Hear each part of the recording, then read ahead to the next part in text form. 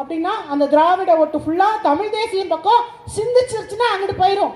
அதை சிந்திக்க விடாம மீடியாக்கள்ல திரும்ப திரும்ப திரும்ப விஜய்க்கு பெரிய கூட்டம் இருக்குங்க, பெரிய அளவில் இருக்குங்க, அவருக்கு 20% ஓட்டு இருக்குங்க, இன்னும் களத்துக்கு வரல.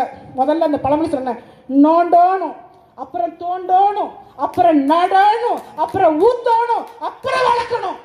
வந்த உடனே முதலமைச்சர் நாற்காலியில உட்காருவீங்க அப்படின்னா எங்களை எல்லாம் பார்த்தா எப்படி தெரியுது உனக்கு? பாத்தீங்களா, நம்மளை பார்த்து பயந்துட்டாங்க, உங்களை பார்த்து பயப்படல ராஜா. 70 வருஷமாக இந்த திராவிட சாக்கடையில் விழுந்த எங்க முன்னோர்களை எங்களால் மாற்ற முடியவில்லை.